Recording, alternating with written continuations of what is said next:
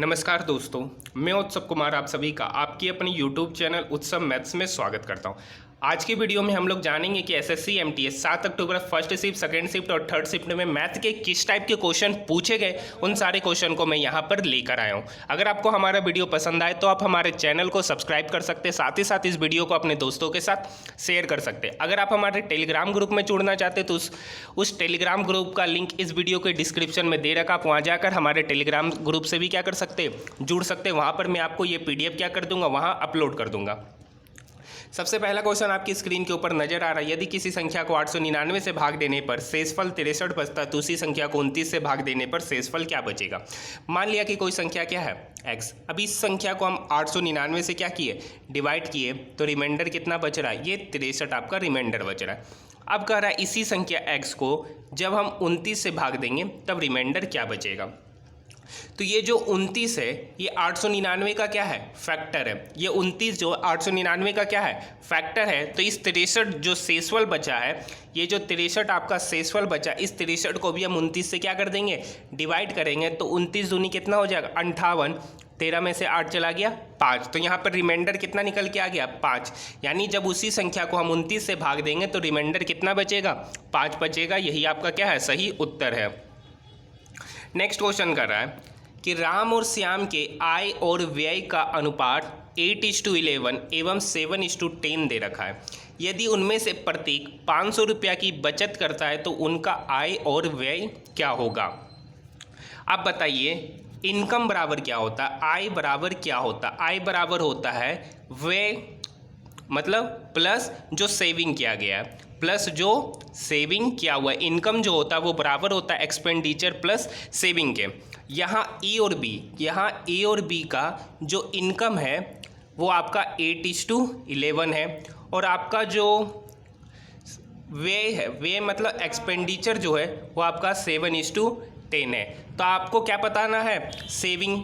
तो बताइए वो सेविंग कितना कर रहा है। तो 11 में से 10 गया 1, और यहाँ पर भी 8 से 7 गया 1। यहाँ पर आप देख सकते हैं ए भी जो सेविंग कर रहा है वो 1 यूनिट कर रहा है, और बी भी जो सेविंग कर रहा है वो 1 यूनिट कर रहा है। और यहाँ पे कर रहा है उनमें से प्रत्येक 500 रुपया की बचत करता है। यानी ये 1 यूनिट का वैल्यू, ये 1 यूनिट का वैल्यू ही कितना दे रखा है, 500 रुपया दे रखा है। ये 1 यूनिट का वैल्यू ही क्या दे रखा है, 500 रुपया। तो आपसे ए और बी का इनकम का जो रेशियो था वो आपका 8:11 था, और एक्सपेंडिचर का जो रेशियो था वो आपका 7:10। 1 यूनिट का वैल्यू 500 निकल गया, तो 8 यूनिट का वैल्यू कितना होगा, 4000। 8 यूनिट का वैल्यू कितना होगा, 4000। 11 यूनिट का वैल्यू कितना होगा, 5500। 11 यूनिट का वैल्यू कितना होगा, 5500। तो पहला सवाल हो गया उनका आय, तो ए का आय 4000 और बी का आय कितना हो गया, 5500। नेक्स्ट बोल रहा है उनका व्यय, व्यय कितना यूनिट कर रहा है, 7 यूनिट।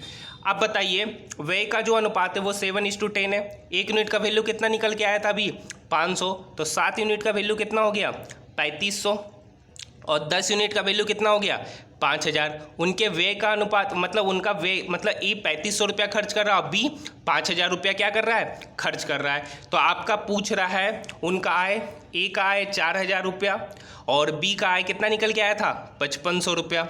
ए का व्यय निकल के आया 3500 रुपया, और जो बी का व्यय निकल के आया वो आपका 5000 रुपया निकल के आया। यही चारों आपका क्या है, उनका ए का आय और बी का आय और व्यय है। आइए नेक्स्ट क्वेश्चन देखते हैं। नेक्स्ट क्वेश्चन कर रहा है दो संख्याओं का योगफल 40 है और उनका अंतर 4 है, तो दोनों संख्याओं का अनुपात ज्ञात करें। मान लिया कि दो संख्या ए और बी है, तो यहाँ दे रखा है a प्लस बी कितना दे रखा है, 40, और a माइनस बी कितना दे रखा है, 4। ये क्वेश्चन जो है वो विदाउट पेन क्वेश्चन बनने वाला है। सिंपल सा, कुछ नहीं करना, एक बार क्या कर देना, इस दोनों का सम डिवाइडेड बाय इस दोनों का सब्ट्रैक्शन। ये करने के बाद जो आंसर आएगा वही आपका क्या होगा, सही उत्तर होगा, चूंकि यहाँ दोनों संख्याओं का अनुपात पूछ रहा है। ऐसे दूसरा तरीका क्या है, बी से बी, दो इक्वेशन दो अननोन, बी से बी क्या हो जाएगा, कट जाएगा।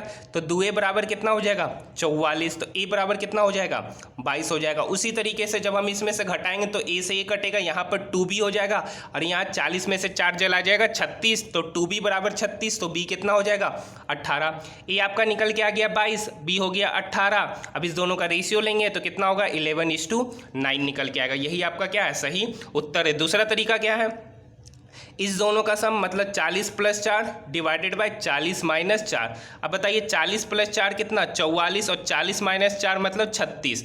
अब ये 4 इसको 11 बार में काटा, ये 4 इसको 9 बार में काटा। यहाँ से भी आप देख सकते हैं कि जो अनुपात 11:9 ही निकल कर आया है। आइए नेक्स्ट क्वेश्चन देखते हैं। नेक्स्ट क्वेश्चन कर रहा है ए का वेतन बी से 25% अधिक है तो बी का वेतन ए से कितना प्रतिशत कम होगा। इस क्वेश्चन को कैसे बनाएंगे। यहाँ पर दे रखा है ए है बी है, क्वेश्चन बोल रहा है ए का वेतन बी से 25% अधिक है। तो मान लिया कि बी का वेतन कितना है 100, तो ए का वेतन कितना होगा 125, क्योंकि 25% अधिक है तो 125।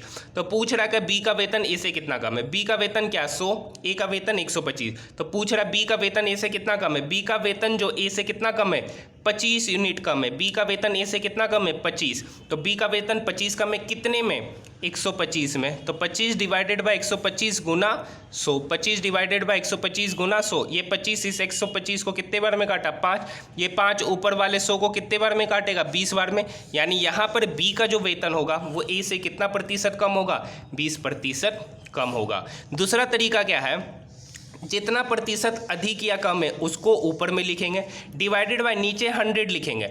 अगर अधिक रहेगा तो उसमें प्रतिशत ऐड करेंगे वो प्रतिशत, अगर कम रहेगा तो यहाँ पे प्रतिशत क्या करेंगे माइनस करेंगे और उसमें 100 से क्या कर देंगे गुना कर देंगे। ये आपका क्या हो गया दूसरा फॉर्मूला वाला तरीका हो जाएगा। नेक्स्ट क्वेश्चन कर रहा है एक विद्यार्थी परीक्षा में 25% अंक प्राप्त करता है तथा 30 अंकों से असफल हो जाता है। मतलब कह रहा है इस क्वेश्चन में एक विद्यार्थी जो है 25% अंक लाता है, लेकिन 25% अंक लाने के बावजूद भी 30 अंक से क्या हो जाता है फेल हो जाता है। मतलब अगर उसको 30 अंक अधिक मिला होता तो वो क्या हो जाता पास हो जाता। मतलब उस 25% में अगर उसको 30 नंबर अधिक मिला होता तो वो क्या हो जाता पास हो जाता। आगे क्वेश्चन पढ़िए। दूसरा विद्यार्थी 50% अंक लाता है जो कि पासिंग मार्क्स से 20 अधिक है। दूसरा विद्यार्थी है 50% अंक लाता है लेकिन पासिंग मार्क्स से कितना अधिक है 20 अंक अधिक है। तो इस क्वेश्चन को कैसे बनाएंगे। देखिए एक आदमी है जो 25% मार्क्स लाता है लेकिन वो 30 अंकों से क्या हो जाता असफल हो जाता। अगर उसको 30 और अधिक अंक मिल गया होता तो वो क्या कर जाता पास कर जाता। 30 अंक और अधिक मिल गया होगा तो वो क्या होता पास हो जाता, लेकिन उसको 30 अंक कम मिला था। तो ये आपका क्या है पासिंग मार्क्स है। ये बराबर होगा, अब एक स्टूडेंट है जो 50% अंक लाता है जो कि पासिंग मार्क्स से 20 अंक ज़्यादा है। अगर उसको 20 अंक कम मिला होता तो वो कहाँ पर रहता उस बाउंड्री पर रहता जहाँ पर पासिंग मार्क्स है। तो 25% + 30 बराबर हो जाएगा 50% - 20 के। अब यहाँ पर जो ये प्रतिशत वैल्यू ये 25% इक्वल के इधर आएगा तो 50% में से 25% उधर जाके क्या हो जाएगा घट जाएगा। तो बचेगा कितना परसेंट 25%। ये -20 इक्वल के इधर आएगा मतलब 30 के तरफ आएगा तो 30 + 20 कितना हो गया 50। यानी यहाँ से पता चल गया 25% का वैल्यू कितना है 50। 25% का वैल्यू कितना है 50। तो आपसे पूछ रहा है पूर्णांक क्या है, चूंकि पूर्णांक क्या होगा 100 होगा। 25% का वैल्यू 100 तो 100% का वैल्यू कितना होगा 25% का वैल्यू कितना था 50 था, क्योंकि 30 + 20 क्या हो गया 50। 25% का वैल्यू 50 तो 100% का वैल्यू मतलब इस 25 में 4 से गुना किए तो 100 आया, तो इस 50 में भी हम 4 से गुना करेंगे तो कितना आएगा 200। और 200 ही आपका क्या है पूर्णांक है। 200 ही आपका क्या है पूर्णांक है। आइए नेक्स्ट क्वेश्चन देखते हैं। नेक्स्ट क्वेश्चन कर रहा है रीता एवं उसकी माँ की उम्र का अनुपात 3:11 है। उनकी आयु का अंतर 24 वर्ष है तो 3 वर्ष बाद उनकी आयु का अनुपात क्या होगा। देखिए प्रॉब्लम ऑन एज में बस एक ही कंसेप्ट याद रखना और सारे के सारे प्रॉब्लम ऑन एज के क्वेश्चन को हम लोग चुटकी में क्या कर सकते हैं सॉल्व कर सकते हैं। मैं आपको ऑलरेडी इस चैनल पे पढ़ा चुका। अगर आप चाहते हैं कि मैं आपको फिर से प्रॉब्लम ऑन एज के क्वेश्चन विदिन सेकेंड में सॉल्व करना सिखाऊं तो आप मुझे कमेंट सेक्शन में ज़रूर बताइएगा कैसे इस क्वेश्चन को सॉल्व करेंगे। देखिए एक बात याद रखना है कि दो व्यक्ति के बीच आयु का डिफरेंस हमेशा क्या होता है सेम होता है। चाहे 5 वर्ष पहले की बात हो या 50 वर्ष बाद की बात किया जाए, दो व्यक्ति के बीच जो आयु का डिफरेंस होगा वो हमेशा क्या होगा समान होगा। चाहे वो वर्तमान में बात करें, पास्ट में बात करें या फ्यूचर में बात करें, हमेशा उस दो व्यक्ति के बीच आयु का डिफरेंस क्या होगा, सेम होगा। तो उसी कंसेप्ट को हम लोग यहाँ लगाएंगे। यहाँ पर है रीता और उसकी मदर, उनके बीच जो आयु का अनुपात है वो 3:11 है। अब उनकी आयु का अंतर यहाँ 24 वर्ष दे रखा, यहाँ पर उनकी आयु का अंतर कितना है, 8 यूनिट, क्योंकि 11 में से 3 चला गया 8 यूनिट का ही वैल्यू कितना दे रखा है, 24 वर्ष। 8 यूनिट का वैल्यू 24 वर्ष, तो 1 यूनिट का वैल्यू कितना हो जाएगा, 3 वर्ष। 1 यूनिट का वैल्यू कितना हो जाएगा, 3 वर्ष। उनका अनुपात रीता और उसकी माँ का अनुपात कितना है, 3:11। 1 यूनिट का वैल्यू 3, तो 3 यूनिट का वैल्यू कितना हो गया, 9 वर्ष। और 11 यूनिट का वैल्यू कितना हो गया, 33 वर्ष, क्योंकि 3 से क्या कर देंगे, गुना कर देंगे। तो ये 9 वर्ष किसकी आयु है, रीता की आयु है। ये 33 वर्ष किसकी आयु है, उसकी माँ की आयु है। अब पूछ रहा है 3 वर्ष बाद उनकी आयु क्या होगी। अगर मान लीजिए अभी 9 साल का है तो 3 साल बाद क्या होगी उसकी आयु, 12 वर्ष होगी रीता की। उसकी माँ की आयु 3 साल बाद क्या होगी, अगर अभी 33 साल की है तो 3 वर्ष बाद कितना होगा, 36 साल की होगी। 3 वर्ष बाद कितने साल की होगी, 36 साल की। तो अनुपात क्या हो गया, 12:36। अब इसको क्या करेंगे, सिंपलेस्ट रेशियो में ब्रेक करेंगे तो 12 बन जा 12, 12 तिया 36। उनके बीच का जो आयु का डिफरेंस जो होगा 3 वर्ष बाद वो क्या रहेगा, 1:3 रहेगा। क्या रहेगा, 1:3 रहेगा। आइए नेक्स्ट क्वेश्चन देखते हैं। अगर अभी तक आप लोगों ने हमारे चैनल को सब्सक्राइब नहीं किया तो अभी सब्सक्राइब जरूर कर लीजिए। नेक्स्ट क्वेश्चन कर रहा है कि घड़ी को 570 रुपये में बेचने पर व्यापारी को 5% की हानि होती है। 5% का लाभ कमाने के लिए उस वस्तु को कितने में बेचना पड़ेगा। देखिए 570 रुपये में बेच रहे, 570 रुपये में बेच रहे तो 5% की हानि हो रही है, मतलब उस वस्तु को कितना में बेचे होंगे, 95% में बेचे होंगे। सो कि 95% का ही वैल्यू कितना है, 570। तो आपसे पूछ रहा है 5% का लाभ कमाना, यानी 105% का वैल्यू आपसे पूछ रहा है। 95% का वैल्यू 570 दे रखा है, तो 1 यूनिट का वैल्यू कितना होगा, 570 डिवाइडेड बाय 95। आपसे 105 मतलब 5% का लाभ मतलब 105, तो यहाँ 105 से हमको क्या करना पड़ेगा, गुना करना पड़ेगा। 19 पचे 95, 19 तिया 57, ठीक है। 30/5, ये 5 इस 30 को कितने बार में काटा, 6 बार में। 105 गुना 6 कर दीजिए, 6 पचे 30, कितना हो जाएगा, 630 रुपया। मतलब उस घड़ी का जो वस्तु का जो क्रय मूल्य होगा वो आपका 5% का लाभ कमाने के लिए उस वस्तु को कितना में बेचना होगा, 630 रुपया में बेचना होगा। 5% का लाभ कमाने के लिए उस वस्तु को कितना रुपया में बेचना होगा, 630 रुपया में बेचना होगा। कुछ नहीं करना है, 570 डिवाइडेड बाय 5% का हानि हो रहा, मतलब 95 गुना 5% का लाभ कमाना है तो गुना 105। आइए नेक्स्ट क्वेश्चन देखते हैं। नेक्स्ट क्वेश्चन कर रहा है 10 किलोमीटर प्रति घंटा की रफ्तार से चलने पर एक बच्चा स्कूल 15 मिनट देर से पहुंचता है। कह रहा है कि एक बच्चा 10 किलोमीटर प्रति आवर की स्पीड से जाता है, 15 मिनट की देरी से पहुंचता है। अगली बार वो अपनी चाल को 2 किलोमीटर बढ़ा देता है। क्या होता है कि जब एक बच्चा कल स्कूल जा रहा होता है, 10 किलोमीटर की आवर की स्पीड से जाता है, लेट पहुंचता है, 15 मिनट की देरी से पहुंचता है, तो उसे क्या लगती है, मार लगती है। तो वो नेक्स्ट डे जब भी स्कूल जाता है वो चाहता है कि मैं स्पीड को अपना वो क्या कर लेता, बढ़ा लेता। 2 किलोमीटर पर आवर पहले से 2 किलोमीटर पर आवर उसकी स्पीड क्या हो जाती है, बढ़ जाती है, लेकिन फिर भी वह क्या करता है, 5 मिनट देर से पहुँचता है। तो पूछ रहा घर से उसकी स्कूल की दूरी।